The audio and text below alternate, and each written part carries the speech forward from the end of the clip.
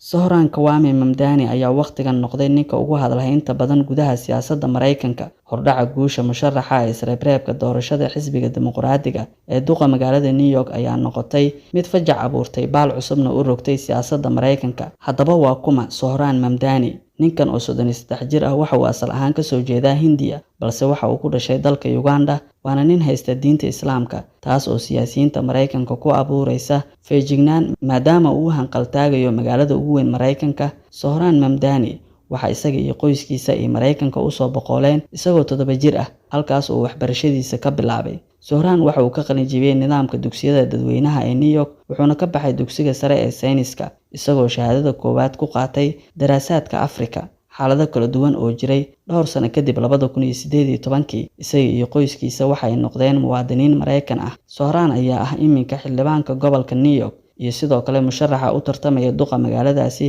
kaas oo ballan qaaday inuu sameynayo isbeddelo muuqda. Waana qofka waqtigan ugu cadcad sabab la xiriira hordhaca guusha isreebreebka dimuqraadiga oo uu kaga itaal roonaaday gudoomiyihii hore ee New York Andrew Cuomo. Mamdani ayaa helay 43% codadka, isagoo ka hormaray gudoomiyihii hore ee gobolka ka oo isna helay 36%. Inkastoo codadka kama dambaysta ee nidaamka ranked Jones aan la dhammaystirin, haddana hoggaankiisa ayaa loo arkaa mid hididiilo abuuraya, waxaana guushiisa kor u qaaday taageerada ballaaran ee uga timid dadweynaha, gaar ahaan dhalinyarada iyo bulshada dhaqaalaha hoose. Mar uu dadweynaha la hadlayay, Mamdani waxa uu yiri, "Caawa waxaan dhignay taariikh, waxaan noqonayaa musharaxa dimuqraadiga ee duqa New York." Waxaa markii ugu horeysay loo doortay golaha New York sanadii 2020, isagoo meesha ka saaray mas'uul dimuqraadi ah oo muddo dheer hayay xilka degmada Queens iyo xaafadaha ku xeeran, wuxuuna 2 jeer si gacantaaga ugu guuleystay doorashadaasi. Zohran waxa uu ku faanayaa inuu yahay ninkii ugu horreeyay ee ka soo jeeda Koonfurta Aasiya ee ka howlgala golaha NYS-ta iyo sidoo kale isla qofkii saddexaad oo Muslim ah oo abid xubin ka noqda golahaasi. Mamdani ayaa u adeegsaday ololihiisa luqado kala duwan sida Urdu, Isbaanish iyo English si uu ula xiriiro bulshooyinka kala duwan ee magaalada.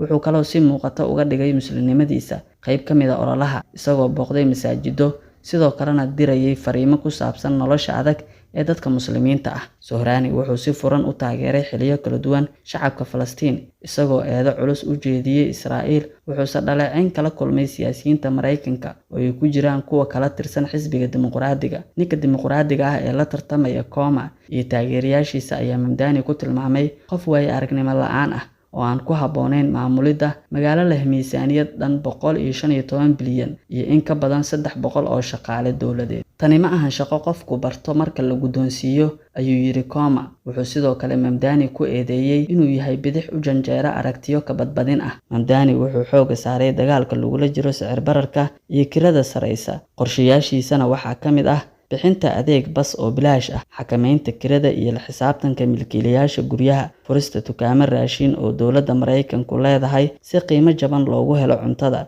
daryeelka ilmaha oo bilaash ah laga bilaabo 6 toddobaad ilaa 5 sano, iyo sidoo kale 3 laabidda dhismaha guryaha la awoodi karo oo ay dhisayaan ururada shaqaalaha. Wuxuu sameeyay tallaabooyin muuqda oo fariin gudbinaya. Wuxuu u dabaashay badda si uu u muujiyo baahida in kirada la yareeyo, wuxuuna afur iyo cunto qaybin ku qabtay tareen si uu u muujiyo gaajada ka jirta magaalada. Wuxuu sidoo kale lug ku maray degmada Manhattan oo dhan maalmo ka hor doorashada, isagoo sawirro la galay dadweynaha. Mamdani ayaa horey u ballan qaaday inuu la dagaalami doono socdaalka iyo dhaqangelinta canshuuraha ee Mareykanka ICE, isla markaana uu ka shaqayn doono sidii uu u carqaladeyn lahaa howlahooda magaalada. Mamdani ayaa sidoo kale ballanqaad sameeyay December 2024, isagoona qoraal ku sheegay inuu xiri doono ra'iisul wasaaraha Israa'iil Benjamin Netanyahu haddii uu soo booqdo magaalada New York. Mamdani ayaa yiri, duq magaalo ahaan magaalada New York waxay xiri doontaa Netanyahu, wuxuuna sii raaciyay, tani waa magaalo qiyamkeedu ay waafaqsan yihiin shuruucda caalamiga ah.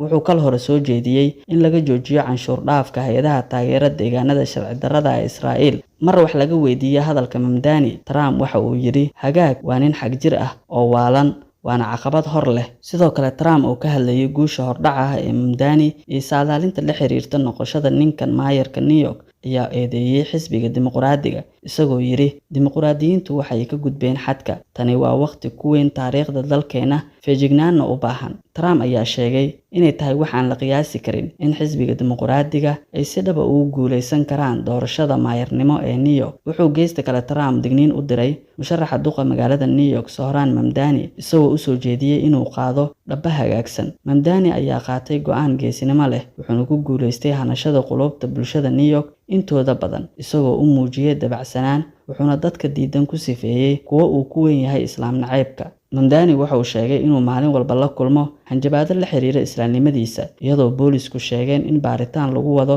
dambiyada nacaybka ah ee socda.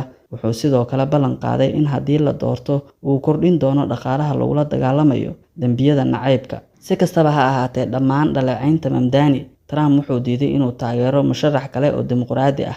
Waqtigan Corto Silva ayaa mar kale xaqiijiyay magacaabista xisbiga Jamhuuriga, laakiin Cuomo iyo duqa magaalada New York Eric Adams ayaa iyaguna ku dhawaaqay inay u tartami doonaan musharaxiin madax bannaan, taas oo tartanka maayarnimo ee New York ka dhigaysa mid aad u adag. Waxaase la dareensan yahay in guusha Mamdani ay wax weyn soo kordhinayso, hoosna u dhigayso kiisaska la xiriira islaam nacaybka.